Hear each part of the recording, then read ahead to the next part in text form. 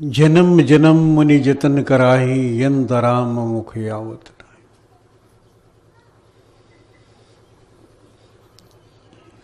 जन्म जन्म से आपको ये जतन कराया जा रहा है, आपको जगाया जा रहा है, आपको समझाया जा रहा है, चिताया जा रहा है। तब थोड़ा सा आगे बढ़े हैं, आज यहां पर बैठे हैं, थोड़ा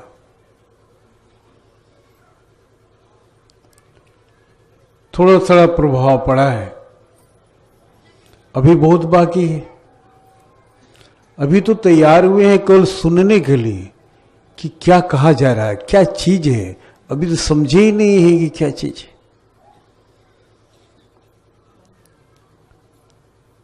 जब समझ जाएंगे तो एकदम अगली लाइन में रहेंगे, पहले रहेंगे, नंबर 1 में रहेंगे आप। आपके अंदर एक हलचल मच जाएगा, आपका अंतःकरण शोर करने लगेगा, अरे चलो वहां पर बुलाहट है। सब काम छोड़ करके आप चले आएंगे। भगवान कृष्ण जो बांसुरी बजाते थे मध्य रात्रि को बीच जंगल में, तो बांसुरी की आवाज सुन करके जो गोपियां अपने घर में ताला बंद करके खुले छोड़ करके कितना अपने घर को भूल गई कि घर को भी बंद करना है, और भागती हुई चली गई सब कुछ छोड़ करके। वैसी स्थिति हो जाएगी आपकी। सारे काम बहुत जरूरी जिन्हें समझ रहे थे जीवन में कि बहुत जरूरी है, जब बांसुरी बजेगी तो निसंदेह आप सारे काम को छोड़ करके भाग कर आ जाएंगे वो गोपियों की तरह। गोपियां कोई स्त्री लड़की नहीं थी। गोपियों का मतलब है भक्त। भक्ति को गोपी कहते हैं। भक्ति स्त्रीलिंग शब्द है, इसलिए गोपी शब्द का ये कहना कि अलंकारिक भाषा में हर चीज दी जाती है। अलंकार जिससे सोने के गहने को निर्माण करते समय सजाया जाता है, बोले छाटा काटा और फुल कशीदा बनाया जाता है। लेकिन ये शुद्ध अगर गहने का अगर फुल कसीदा काट दो तो वो फुल खत्म हो जाएगा। इसलिए कितना नरम है कि वो जहां तहां नक जाएगा और फूल खराब हो जाएगा। इसलिए उस खासड़ मिलाया जाता है उसे सुंदर बनाने के लिए। इसलिए हमारे महापुरुषों ने सुंदर बनाने के लिए बड़े गोपियों शब्द का इस्तेमाल किया भक्तों को, क्योंकि भक्ति गोपी है, यानी भक्ति स्त्रीलिंग है। भक्ति एक शक्ति है, शक्ति हमेशा स्त्रीलिंग होती है, और उसको जो धारण करता है वो शक्तिवान है, वो पुरुष है। ऐसा नहीं कि भक्ति कोई स्त्री धारण करती है तो वो शक्तिवान नहीं बनती है। उसके अंदर में पुरुष है, उसकी स्त्री के अंदर में पुरुष है, लेकिन स्त्री उसमें प्रधान हो गई है। उसकी मालकिन, उस शरीर की मालकिन स्त्री है, लेकिन पुरुष है उसमें, लेकिन कम है। इसीलिए उस कमी को दूर करने के लिए स्त्री किसी पुरुष के साथ जाती है, और पुरुष के अंदर भी स्त्री है। इसीलिए उसे स्त्री की तरफ आकर्षण होता है, लेकिन बड़ी छोटी रूप में है, बड़ी गरीब स्त्री है, वहां पुरुष प्रधान है। लेकिन पुरुष को जैसा स्त्री की जरूरत है वो उसके अंदर में है नहीं, इसलिए बाहरी स्त्री का संयोग करना चाहता है, बाहरी स्त्री से संबंध बनाना चाहता है, इसलिए गृहस्थी बसाता है उसी कमी को पूर्ति करने के लिए, ताकि अपने स्त्रीत्व को भूख मिटा सके। एक स्त्री के अंदर में भी यही कामना होती है कि हम अपने पुरुषत्व का भूख मिटा सके। ये आदान प्रदान ही योग है, ये आदान प्रदान ही भोग है, ये आदान प्रदान ही वैश्य है, एक आदान प्रदान ही दुकानदारी है। हर व्यक्ति कोई दुकान खोल के बैठा है, और ग्राहक जो ग्राहक बन के आया उसकी भी एक दुकान है। तो कहने का मतलब है कि ये अलंकारिक भाषा में जो हमारे शास्त्र बनाए गए हैं, जो आप समझ नहीं सकते।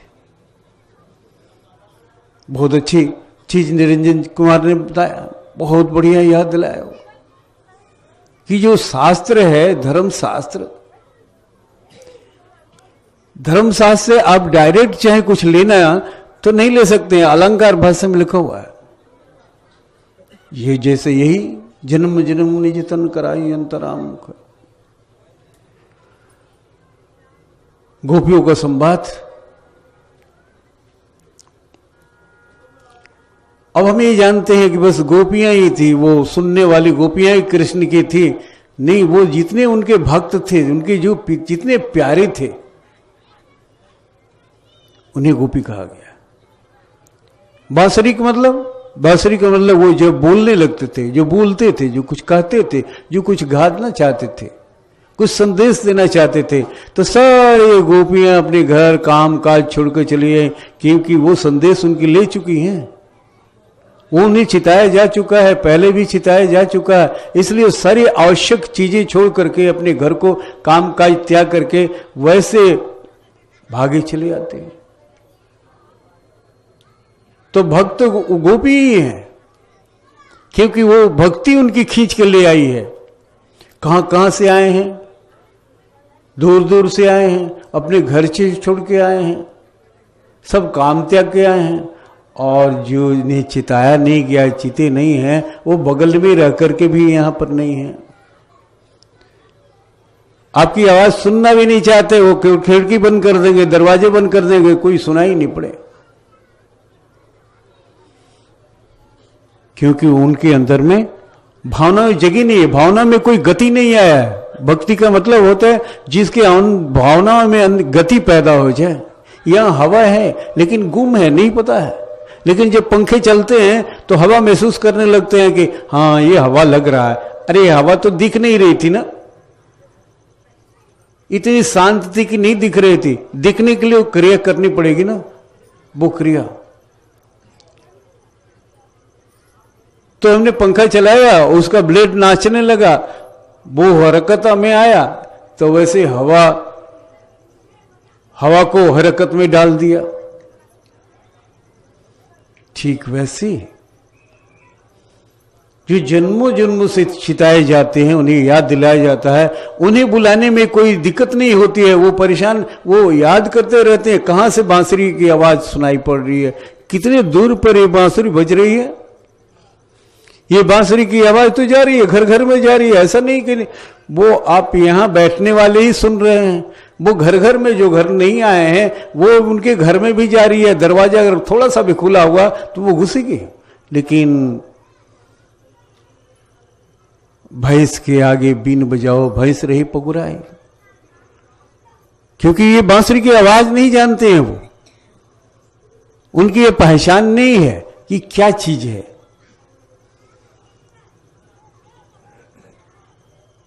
जैसे भैंस नहीं पहचानती है, लेकिन उसकी आवाज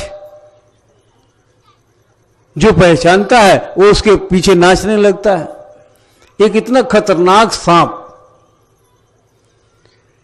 इतना लोग उसे डरते हैं, वो आवाज सुन ले तो बस नाचने लगे। वो शुद्ध अपनी खोदे की मैं क्या कर रहा हूं, नाचने लगेगा। और उस हालत में आप उसे मार दीजिए तो मारा जाएगा, लेकिन ऐसे नहीं मार सकते उसे।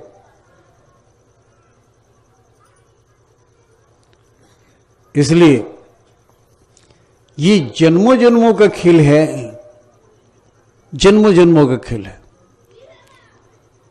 इसलिए गोस्वामी जी ने कहा है कि जन्म जन्म मुनि जितने, ये मुनि लोग जो ऋषि मुनि गुरु, ये आज से नहीं, वो कई जन्म से जिताते आए हैं, तब आप इतना सुनने के लिए तैयार हुए हैं, सुनने के लिए तैयार हुए। और यहां पर बैठे हैं बड़ी शांति से, कितना अस्थिर से बैठे थे, कोई शोर गुल नहीं। यानी आपने समझा है, उस सत्य को समझा है, वो बांसुरी की मादकता को, बांसुरी के आनंद को, वो बांसुरी की लहर को आपने महसूस किया है। तभी तो इतनी शांति, सभा इतनी शांत थी। क्यों शांत थी? यहां तो सत्यनारायण भगवान की कथा होती है तो देखिए, आपस में लोग गप करते रहते हैं, कोई खैनी बना रहा है, कोई ताली पीट रहा है, पीट के खैनी ले रहा है, अपने गप में लगे हैं और पंडित जी अपना कथा कहे जा रहे हैं। पंडित जी को मतलब नहीं है, आपको सुनने से मतलब नहीं है, कथा को समाप्त करना है, अपनी दक्षिणा लेना है, दान लेना है, जाना है। क्योंकि पंडित जी के पास वो बांसुरी नहीं है, वो सुर नहीं है, जो परमात्मा का सुर नहीं है। वो परमात्मा को जनाने के लिए, समझाने के लिए, उनके संदेश देने के लिए नहीं आए हैं। वो उनकी नौकरी है, उनका पेशा है, उनकी जीविका है। आप ले या ना ले, दक्षिणा दीजिए या घरे चाहिए, वो अपना लेकर चले। उनके वही वो नहीं जानना चाहते कि वो आप क्यों नहीं पूजा कर रहे हो, क्यों नहीं सुन रहे हो। अरे सुन के करोगे ही क्या? जब पंडित जी ने ये अपनी आवाज नहीं सुनी है और अपने अंदर में रमे नहीं है उस परमात्मा ने, तो वो आपको क्या सुनाएंगे?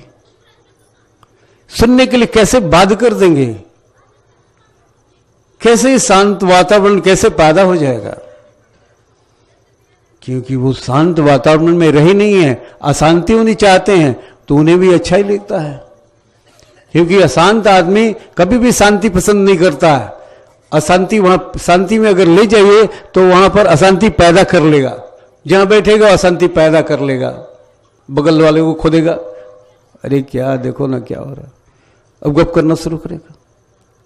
अशांति उसको चाहिए, शांति में रह नहीं सकता है, जी नहीं सकता है, उबन हो जाएगी उसे, और वो छोड़कर सभा छोड़ के भाग जाएगा।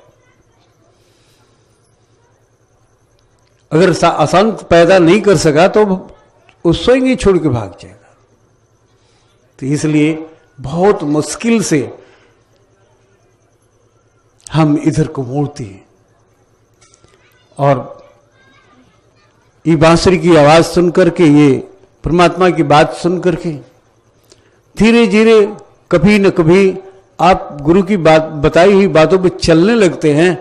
तब आपके अंदर में जो स्त्री तत्व है, जो कमी था पुरुष के अंदर, जो स्त्री तत्व है, जिसका अभाव की वजह से पुरुष पतन होता है पुरुष का, वो अभाव दूर होने लगता है। उसके अंदर स्त्री का सृजन होने लगता है, स्त्री बनने लगती है। यानी शक्ति जैसे भरती चली जाएगी, शक्ति भरती चली जाएगी। आप शक्ति भरेगी तो आप शक्तिवान बनेंगे। तब महसूस करेंगे कि मैं कुछ हो रहा हूं, लग रहा है कि मेरे अंदर में तब्दीली आ रही है। क्योंकि स्त्री तो जो भर रहा, इसी का अभाव से तो आप ढनढना रहे थे, बड़े कमजोर बने हुए थे। क्योंकि आपके साथ स्त्री काम नहीं कर रही थी, आपके साथ में आपकी स्त्री आपको साथ नहीं दे रही है। उसे चौका पुरने के लिए, खाना बनाने के लिए आपने छोड़ दिया है। लेकिन आपके अंदर जो स्त्री है वो आपके साथ साथ चलती है, साथ साथ योग करती है। आप जैसे योग करते हैं तो उसे भी योग का फल मिलता है, उसी का योग का पुण्य मिलता है। वो विकसित होने लगती है। अरे ये बाहरी स्त्री को तो हमें संग इसलिए लेना था कि ताकि अपने स्त्री को, अपने अंदर की स्त्री को हम जागृत कर सके, जीवंत कर सके, उसे भोजन दे सके, इसलिए इसकी जरूरत पड़ती थी। ये स्त्री तो नकली है, लेकिन आज हमें उसे माध्यम बनाया है। जिस बच्चे को मां एक नकली नेपुल धरा देती है, दूध डाल के नेपुल धरा के मुंह में डालती, नेपुल का उसे स्वाद है, मां के स्तन पान किया है, वो नेपुल भी उसको वैसे ही लगता है, तो वो उसे दूध खींचने लगता है। ठीक वैसे ही वही सही एक स्वरूप हमारे अंदर है। और जैसे जैसे स्त्री हमारे अंदर पुष्ट होने लगती है, बस काम तो इतना ही करना है, अभाव तो इतना ही है, दुख तो इतना ही है, कमी तो इतनी ही है, गरीबी तो इतनी ही है, बस और कोई गरीबी नहीं है आपके अंदर। शक्ति की गरीबी, जिसके नाम मैंने स्त्री दिया है। लेकिन ये अलंकारिक भाषा में जो लिखी हुई चीज आप कैसे निकाल सकोगे? कभी भी जीवन में नहीं निकाल सकोगे। राम का कहानी सुनते रहेंगे, नहीं निकाल पाएंगे। अरे राम की कथा वो गुरुओं के लिए बनाई गई है, वो पढ़ेंगे तो वो मिलान करेंगे, हाँ ये मेरी दशा है, मुझे कैसे देना है। इसलिए कितनी अच्छी बात इन्होंने कही निरंजन कुमार ने कि धर्मशास्त्र एक कागज एक पेटी है, बक्सा है, लेकिन निकालने के लिए सागर के पास जाना पड़ेगा, यानी गुरु के पास जाना पड़ेगा। इस तरह से गरीबी हमारी दूर होती है जब गुरु के अनुसार जब चलने लगते हैं।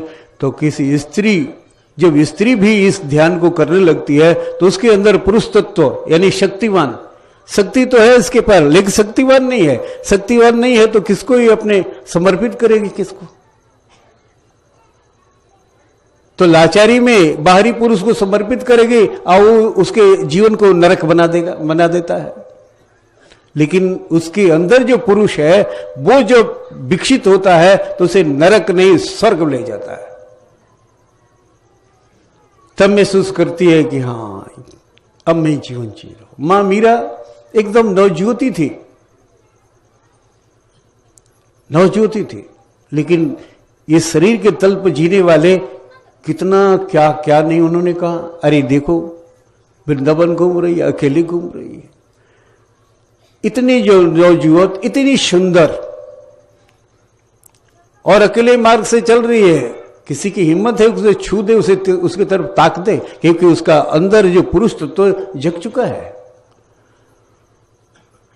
पुरुषत्व उसके अंदर में जगा हुआ है। उसको कोई आंख नहीं दिखा सकता है और न दिखाया कोई है अभी तो, क्योंकि उसका जो पुरुष है शक्तिवान है वो है उसके अंदर धारण कर चुकी है। वो अकेले नहीं है, वो सिर्फ नारी नहीं है। तो चिताने का तात्पर्य से ही है कि जन्म जन्म मुनि जतना, ये मुनि लोग, ये ऋषि लोग, ये संत लोग हमेशा ये चिताने का काम किए हैं और बड़ा लोभ देकर के चिताते हैं, बड़े प्यार देकर चिताते हैं, कुछ खिला के चिताते हैं। आइए खाना खाइए, बड़े मीठे मीठे स्वादिष्ट खाना है, चलो इस बहाने से तो आए, और इस बहाने से आए तो उनको सुनाया, उनको चिताया। अगर ये बात लग गई, थोड़ी सी उनको लग गई तो काम बन गया। जिस तरह से चिताना है चिताओ।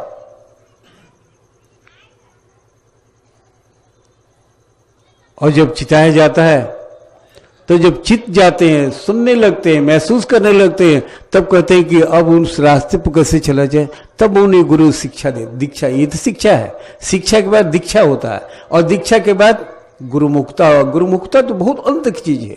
गुरुमुक्ता तो वो चीज है जो गुरु तो आपके मुख से बोलने लगे, वो गुरुमुक्ता है। इसका मतलब ये गुरु हो चुका है ये व्यक्ति, और उसके मुंह से गुरु की आवाज आ रही है, गुरु की वाणी आ रही है, गुरु का ज्ञान आ रहा है, गुरु का व्यक्तित्व है, गुरु का चरित्र है, उसके अंदर से झलक रहा है, और सब लोग नमन करने लगते हैं, और वो जो कहता है वही होने लगता है।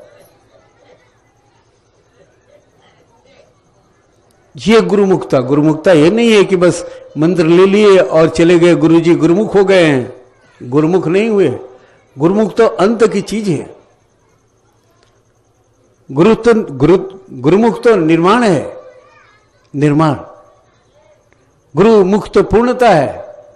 जो आपका मुख ही गुरु का मुख बन गया। आपके अंदर से जो आवाज आ रही है वो गुरु की आवाज है, वो आपकी आवाज नहीं है।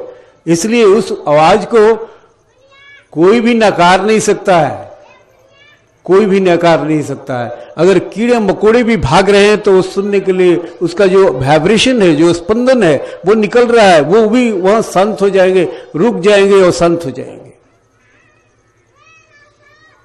क्योंकि वो जादू है उसके अंदर, उस आवाज के, क्योंकि गुरु की आवाज आ रही है। और गुरु के अंदर कौन है? तो परम पिता परमात्मा, विश्व का नियंता उसके अंदर।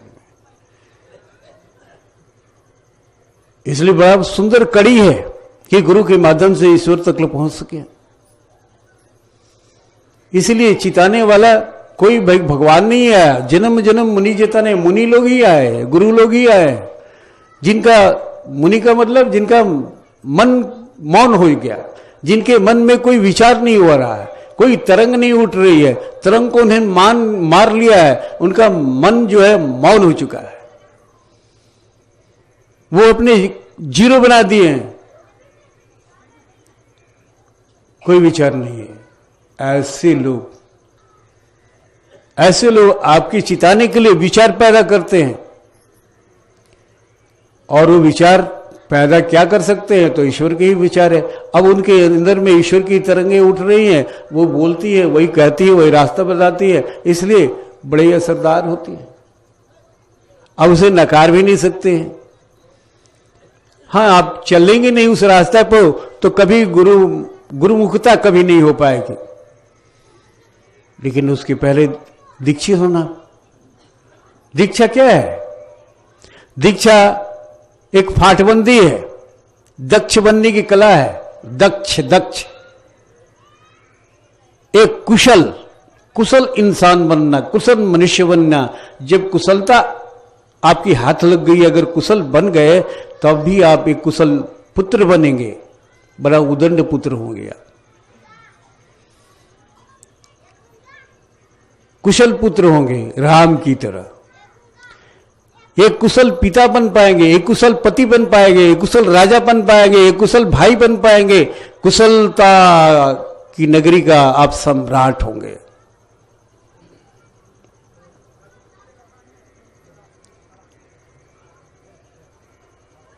इसलिए ये शिक्षा कहां से मिलती है? तो मुनियों से मिलती है। ऐसा नहीं कहा कि किसी भगवान आके चिताने के लिए आए।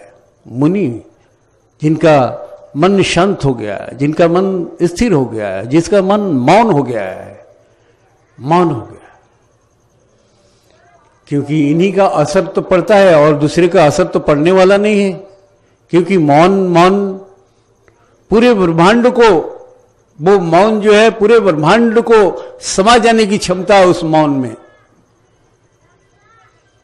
पूरे विश्व को समा लेने की क्षमता है उस मौन में, जहां कोई तरंग नहीं हो।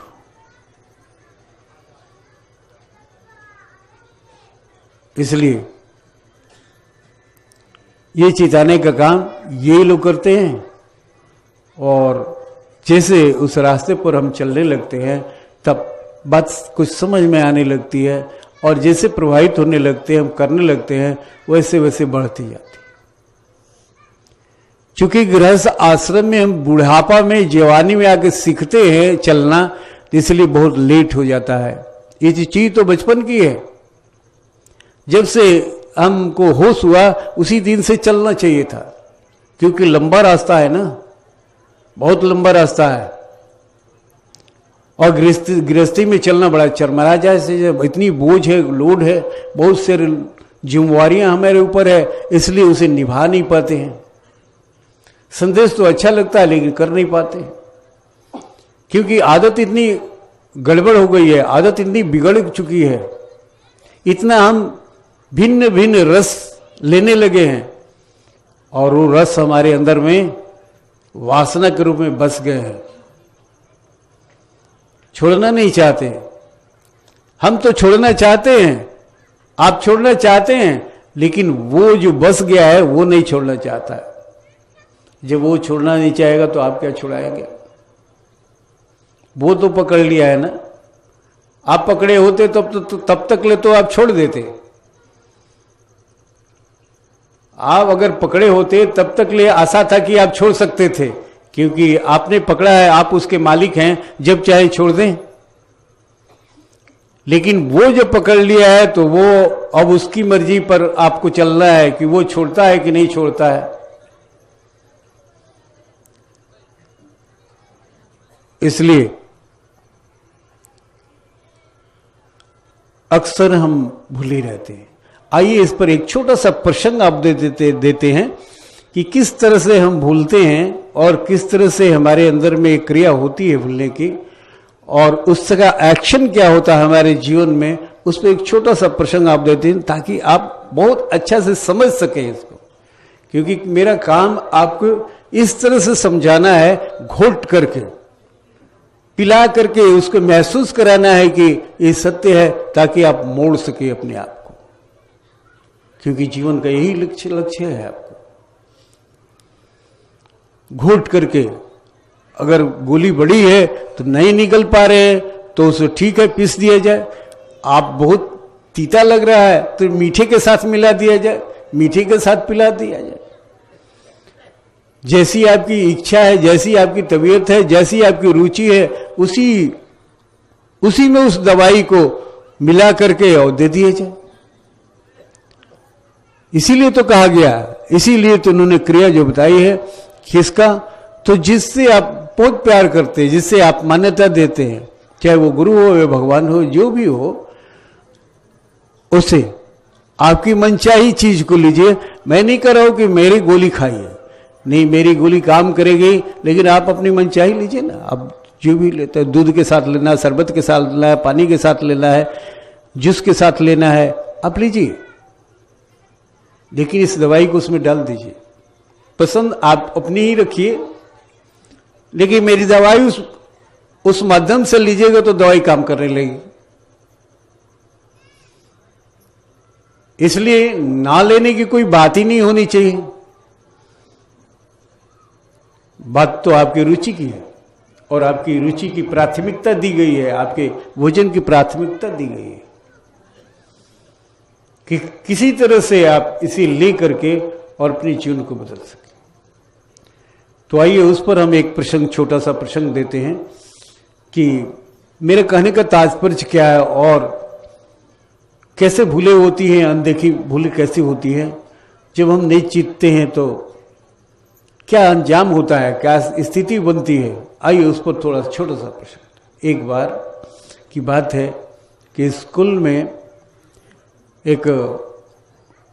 स्कूल के बच्चों ने रामलीला करने के लिए आपस में एक मीटिंग किया कि रामलीला किया जाए। रामलीला में सभी बच्चों में पात्र खोजा गया कि राम का पात्र कौन कहेगा, रावण कौन बनेगा, ये हनुमान कौन बनेगा, वो कौन बनेगा, ये सारे पात्र खोजे गए। सब पात्र तो मिल गए, एक पात्र नहीं मिल रहा था, वो हनुमान का पात्र। हनुमान जिसे बनाना है वो तो बहुत मोटा तारा पहलवान आदमी होना चाहता है। वो बजरंग बली थे, वो बजरंग बली का फोटो भी देखते हैं, कितना पहलवान की तरह बनाया हुआ है। और ऐसा ही शरीर होगा, ढांचा होगा, इस तरह से पहलवान की तरह, तभी लोग स्वीकार करेंगे कि हाँ ये बजरंग बली हैं। अब कोई एकदम दुबले पतले आदमी को बजरंग बली बना दीजिए तो कोई स्वीकार ही नहीं करेगा, उसका हृदय कोई मन स्वीकार ही नहीं करेगा कैसा बना दिया है। पात्र तो उसके अनुसार ही होना चाहिए। अब वो कि ऐसे तो बच्चों में बजरंग बच्चे हैं तो इतने मोटे पहलवान तो होते नहीं, स्कूल के बच्चे। अब उन्हीं लोगों आपस में ही ये पात्र खोजना था, तो पात्र ऐसे मोटा कोई लड़का ही नहीं था जो बजरंग बली की तरह दिखे। बोले कि भाई सब कुछ तो हो गया, लेकिन बजरंग बली कौन बनेगा? ये तो हम लोग तो सब ऐसे ही हैं। बजरंग बली का शरीर होना चाहिए, वैसे होना चाहिए। तो अब यहाँ पर आकर के बड़ा शिथिल हो गए कि क्या किया जाए। ये तो बाहर से बोरो ले आना पड़ेगा, बोरो प्लेयर लेना पड़ेगा, बोरो को ट्रेनिंग देनी पड़ेगी बाहर से। और बाहर से भी कोई दिखे नहीं। अब छोटे बच्चों को कौन बात माने, कौन सुने उनकी बात? स्कूल के लड़के कौन बात सुनता है?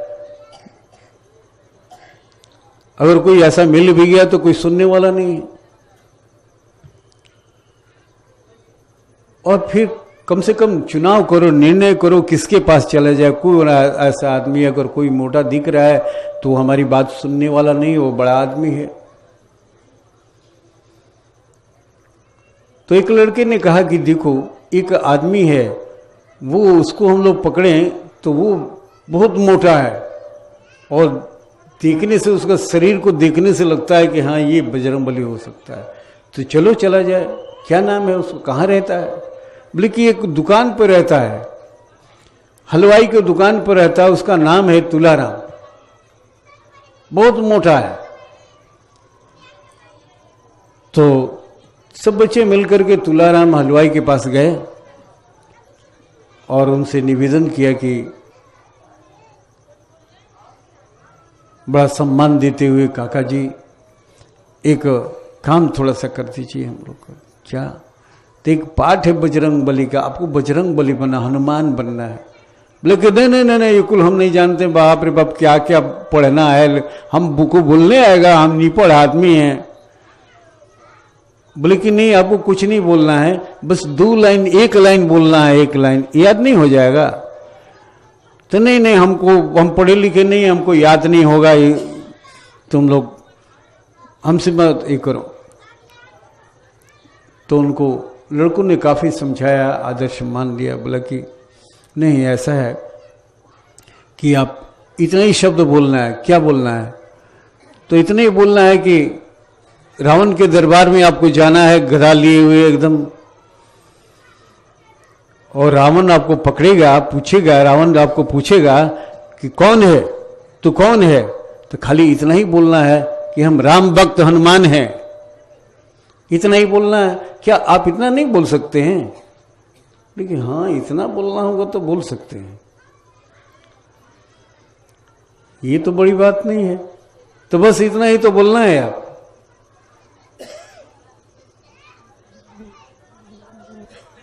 तो ठीक है, तैयार हो गई वो। और रोज रिहर्सल, लड़के रिहर्सल कराते, रोज की रोज बोलिए आप, रोज रोज बोलता। जब वो दृश्य आता तो बोले हाँ कौन? तो हम राम भक्त हनुमान। बड़ा कड़क से बोलते। बोले चाचा थोड़ा कड़क से बोलना है, हनुमान जी है ना। हनुमान जी कितना निर्भीक थे और बहादुर जैसा बोलना है ना। तो वो खूब सीख लिए, कड़क के बोलना सीख लिए। वो दिन आ गया जिस दिन ड्रामा करना था, नाटक करना था।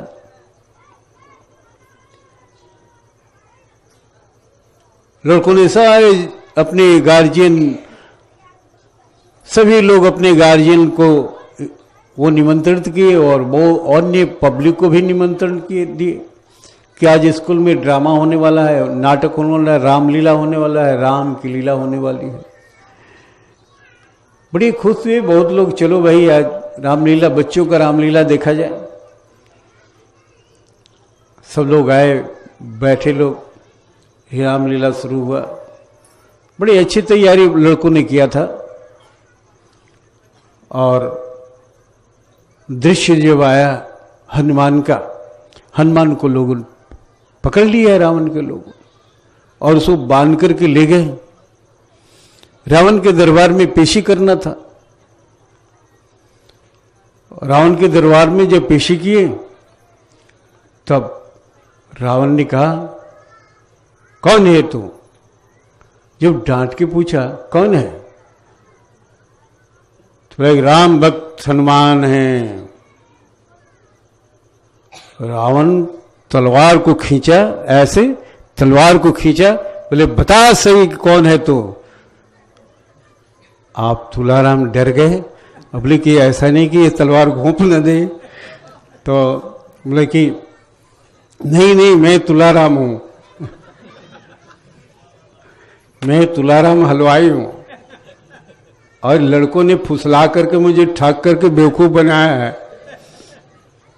इन्होंने ऐसा हमको सिखाया था कि तुम ये बोलोगे मैं वो नहीं हूं, मैं हनुमान नहीं हूं, मैं तुलाराम हूं। और जो ऑडियंस थी, जो श्रोता, जो गणित में बैठे हुए थे, वो बड़े हंस पड़े और सारे लड़के बोर हो गए कि क्या कर दिया ये। तो ड्रामा खत्म हुआ। फिर पर्दे के पीछे लोग, लड़कों ने पूछा कि अरे चाचा जी आप तो एकदम हम लोग को डुबा दिए एकदम सारा। भाई क्या? अरे आपको क्या बोला गया था? अरे क्या बोला गया था? मैं जान बचाया। वो वो इतने गुस्से में था कि वो तलवार लगा कि भोंक ही देगा।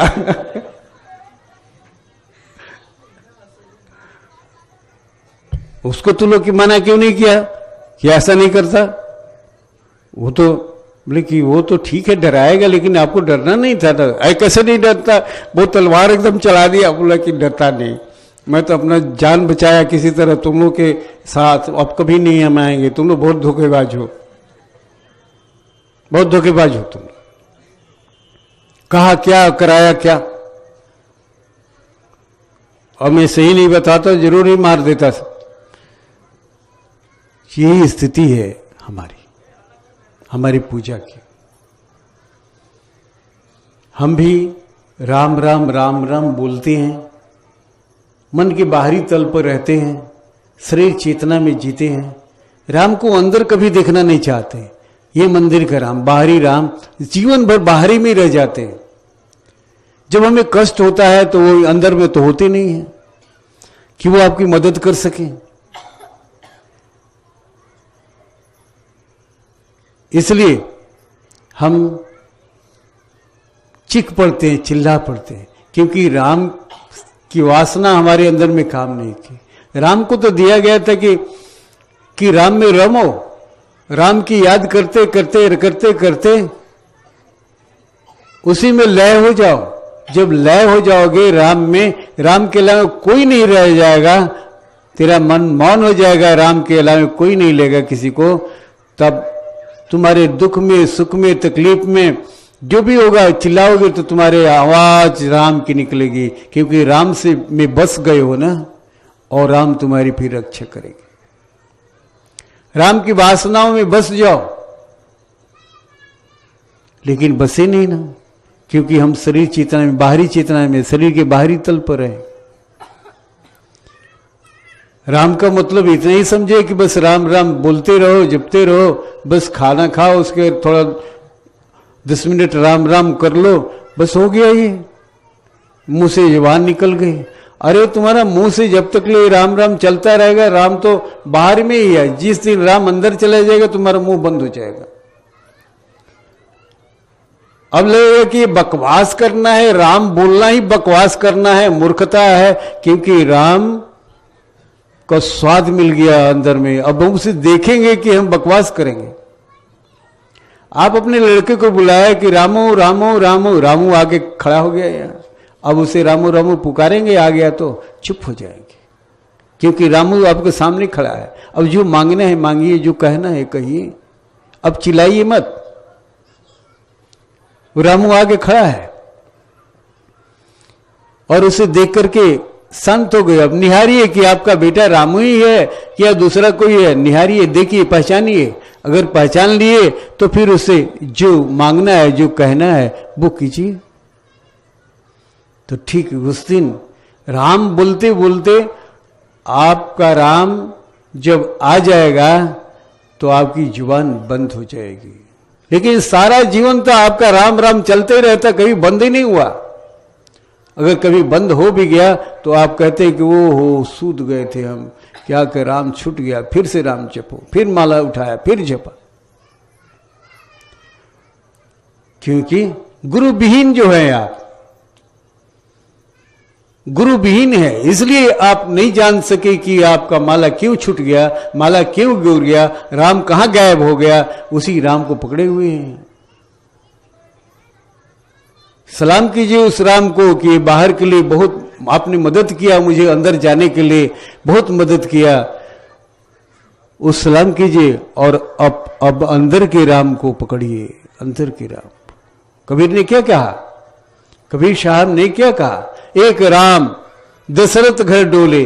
जो आपके मंदिर में राम बैठते हैं वो दशरथ घर डोले, यानी साकार हैं, वो सजीव हैं, वो शरीरधारी हैं, उनका फोटो बन सकता है, उनकी मूर्ति बन सकती है। और दूसरा राम घट घट में बोले, ये घट है, वो घट के अंदर दूसरे राम हैं जिनका कोई आकार नहीं है, कोई प्रकार नहीं है, कोई मूर्ति नहीं है, कोई फोटो नहीं है, वो निराकार है। तभी तो घट घट में समा सकते हैं ना। जब ये राम, अंदर के राम जन्म ले लेंगे तो बाहरी राम रुक जाएंगे। बाहरी राम का काम था अंदर के राम में मिला देना, जोग करा देना, परिचय करा देना। जब हमारे अंदर के राम मिल जाएंगे, जोग हो जाएगा, तो बाहरी राम हट जाएगा। अब इच्छा ही नहीं करेगा उनको, क्योंकि पास में जब राम आ गए तो अब क्यों हम इस राम के लिए चिल्लाएंगे। तब राम कहेंगे कि तू पागल है, तू बहरा है, क्या है तू, मैं यहां पर बैठा हूं, तू अंधा है, मैं यहां बैठा हूं और किसके चिल्ला रहा है, मैं तो तुम्हारे पास में हूं। और आप भी महसूस करेंगे कि हाँ गलती हम कर रहे थे। जिस राम को नाम लेने से इतना शांति मिल रही है, इतना शांति मिल रही है, और हम चंचलता को पैदा कर रहे हैं राम राम कह करके, जो हमारे राम घट घट में व्याप्त हो गए। यहाँ राम यहाँ पर आकर और जीवन भर इस राम में अगर फंसोगे, ये राम को अगर बढ़िया से करोगे तो ये राम एक दिन घट घट को, ये शरीर को त्याग देंगे,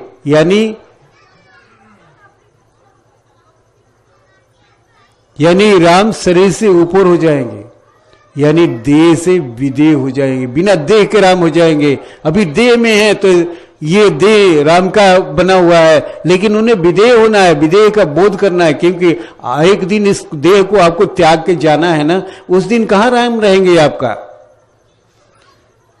आपका राम कहां रहेंगे? आप अलग हो जाएंगे, राम अलग हो जाएंगे। इसलिए जाने के पहले विदेह राम बनाना चाहते हैं, विदेह राम में मिल रहा है, और विदेह राम कभी नहीं जाएंगे, क्योंकि देव जाने वाला है, देव वाला राम भी रहने वाले नहीं है। और आपके अंदर में राम है, किसी के अंदर में कृष्ण है, किसी के अंदर में महादेव है, तो ये लड़ाई होती रहेगी, यहां प्रेम नहीं होगा।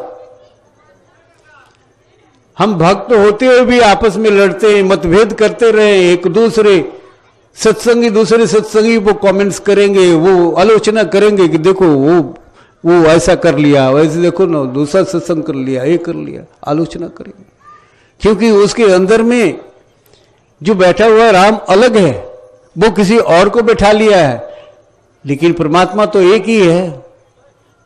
तो उस मूल को कहां समझा? इसलिए विभेद है। सत्संगी होते हुए, भक्त होते हुए भी एक दूसरे से लड़ रहे हैं। ये लड़ाई तब तक ले चलेगी जब तक ले तुम्हारा विदेह अवस्था को प्राप्त नहीं होगा, तुम्हारा राम ये तोड़ करके बाहर नहीं निकलेगा। तब तो सिद्ध गोस्वामी जी क्या कहते हैं? सिया राम मैं सब जग जानी, करो प्रणाम में जोर जोर जुग पाणी।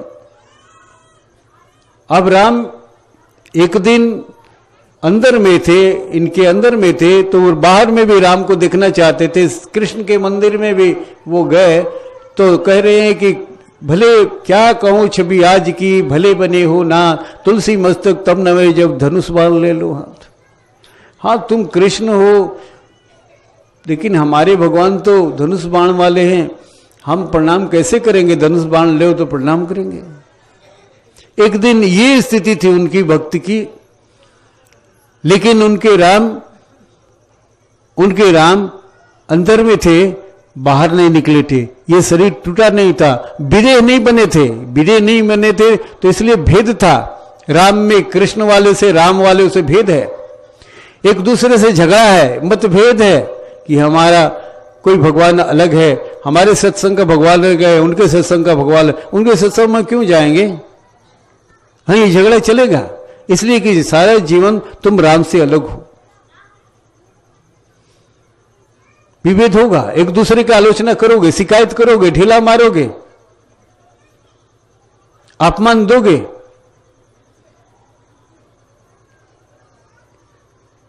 तो हमारे राम जब ये विदेह हो जाते हैं, यानी एक दिन विदेह तो होना ही है, आप हो या ना हो, विदेह होने के पहले आप विदेह की कला सीख ले, गुरु कला बता देगा, विदेह होना पहले सीख ले तो कोई जगह नहीं रहेगा। अब राम ये टूट करके बाहर निकल गए, तो अब वो कृष्ण की मूर्ति में वो राम नहीं दिखाई पड़ रहे थे, आज वो हर प्राणी में राम को देख रहे हैं। कहे कि सिया राम मैं सब जग जानी, करो प्रणाम जोर जुग पाणी। वो सब में देख रहे हैं, हर प्राणी को प्रणाम कर रहे हैं, हाथ जोड़ रहे हैं। कल वो कृष्ण को प्रणाम करने के लिए भाग रहे थे, आज सबको प्रणाम कर रहे हैं। आज प्रेम है, आज प्रेम है। कृष्ण और राम में उस दिन फर्क लग रहा था, आज किसी में फर्क नहीं है। ये स्थिति हो गई। तो आपका राम जब ये घटघट वाला राम को भी एक दिन त्यागना है, इसके भी मोह में नहीं बनना है। इतनी साधना करनी है, इतना ध्यान करना है, इतना गुरु के अनुसार चलना है। जब वो चलेंगे तभी ये टूटेगा, वरना ये राम कभी भी बाहर नहीं निकलेगा और अहंकारी बना देगा, रावण बना देगा और आप मिट जाएंगे। रावण की कृतियां कोई नहीं गाना चाहता। इसलिए जब भी बाहर राम आएंगे तब प्रेम में संसार होगा, प्रेम में संसार। और एक दिन उस प्रेम का आनंद लो, आनंद लो, आनंद लेते लेते एक दिन इच्छा करने लगेगी कि उससे भी हम परे चले जाएं, तो उससे भी परे राम, चौथा राम जगत पसारा, जगत से न्यारा। तीसरा राम जगत पसारा, पूरे जगत में फैले हुए हैं। और चौथा राम जगत से न्यारा, ये पर हो जाएंगे, प्रकृति से परे हो जाएंगे। ये स्थिति में आना है। तो यही है कि हमारा राम बाहर है, इसलिए हमें ये भय होता है, डर हो रहा है। हमारी साधना, हमारी पूजा में कितना दम है। ये उसी तल पर है। जैसे भी कोई भय हुआ वैसे ही हम उसके नाम भूल गए, याद भूल गया राम का, भगवान का याद भूल गया, आपकी साधना भूल गई। अब व्यथा जो हो रही है वो व्यथा जप रहे हैं, व्यथा जप रहे, व्यथित हैं। इसलिए मुनि लोग यही बात चिताने के लिए आते हैं। जन्म जन्म मुनि जतन कराई, अंतराम मुख आवत नहीं। कुछ कैटेगरियां जो आगे चितने के लिए शामिल होती है उन्हें आगे चिताते हैं, फिर और आगे चिताते हैं, अगले राम को, फिर अगले राम को, फिर अगले राम को, इस तरह से चिताते हैं। जो पहले तल पर हैं वो तो यहीं से लौट जाते हैं थोड़ा बहुत करके। तो हमारी साधना यही होती है, इसलिए कभी सुख नहीं दे पाती है, इसलिए कोई फल नहीं दे पाती है। और फल नहीं मिलता तो हम कहते हैं कि भगवान की देखो भक्ति कर रहा है और फिर भी वो दुखी है। तो ऐसे भक्त लोग ही भगवान को कलंकित करते हैं, बदनाम करते हैं, कि उनके नाम लेते हुए भी वो दुखी हैं, वो कष्ट में हैं। ऐसे भगवान को बदनाम करते हैं। वो भक्त है नहीं, वो सुनना नहीं चाहते हैं।